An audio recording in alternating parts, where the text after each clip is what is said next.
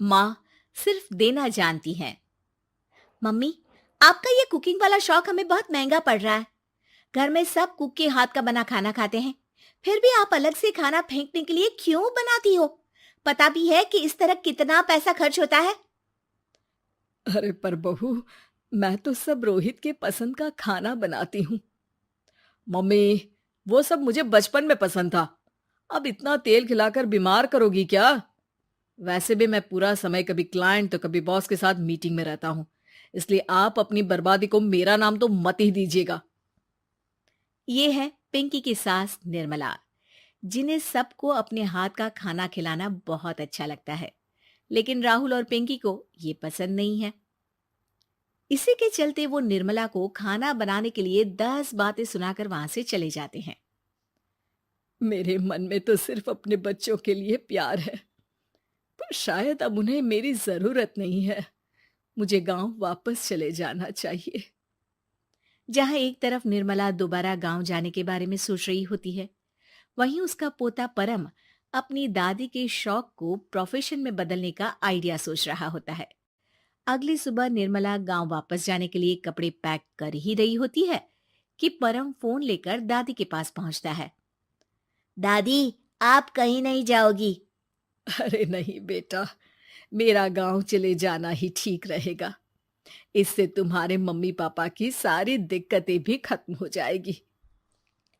दादी, वो तो ना आपके आने से पहले कम थी और ना ही आपके जाने से खत्म होगी। उन्हें हमेशा पैसों की टेंशन में ही रहना है। मेरे पास आपको यहाँ रोकने का आइडिया है। आइडिया? मतलब मैं कुछ समझी नहीं।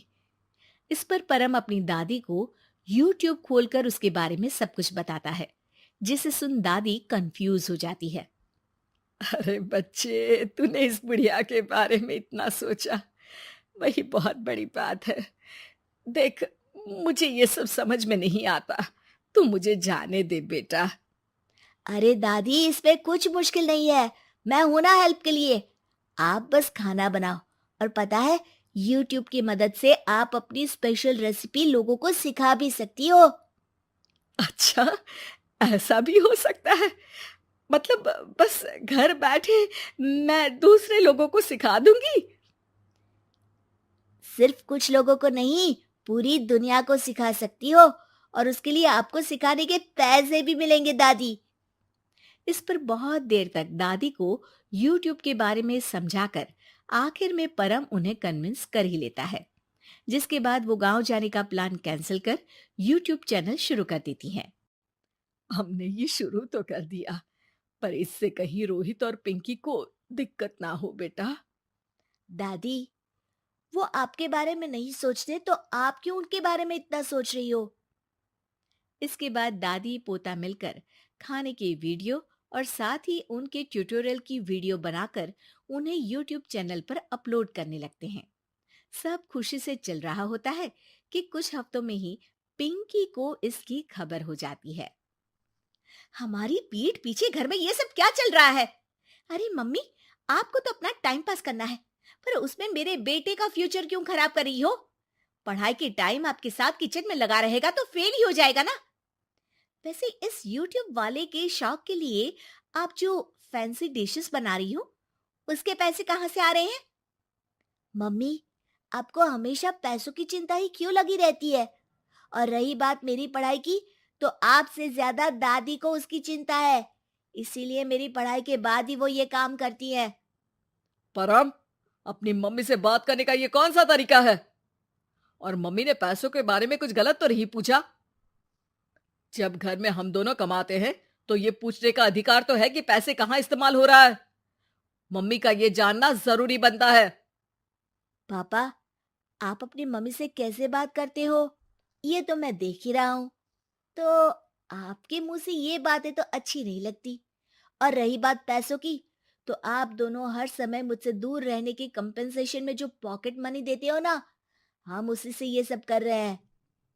इस पर परम अपनी दादी को लेकर वहां से चला जाता है, जिसके बाद पिंकी और रोहित YouTube चैनल बंद करवाने की बहुत कोशिश करते हैं, लेकिन परम ऐसा होने नहीं देता।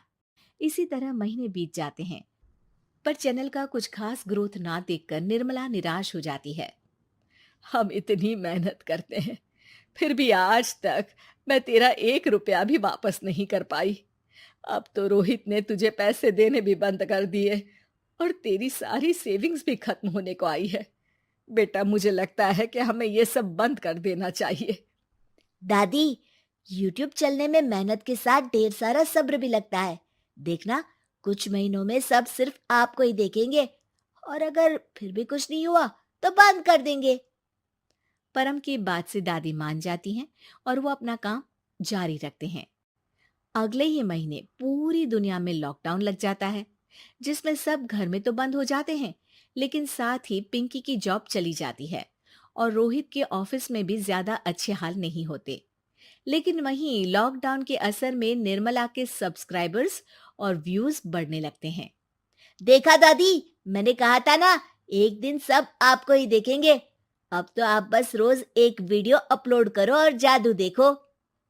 इसी के साथ लॉकडाउन के कुछ ही महीनों में निर्मला खाने वाली दादी के नाम से सारे सोशल मीडिया पर फेमस हो जाती है, जिस वजह से अब उन्हें यूट्यूब के पैसों के साथ पेड एडवर्टीजमेंट और पेड प्रमोशन भी मिलने लगते हैं। उन्हीं पैसों की मदद से निर्मला अब बेटे बहू की नौकरी ना होने पर घर का खर्चा भी चलाने लगती हैं, जिसे देख रोहित और पिंकी को भी अपनी गलती का एहसास होता है और वो सब मिलकर निर्मला को सपोर्ट करने लगते हैं।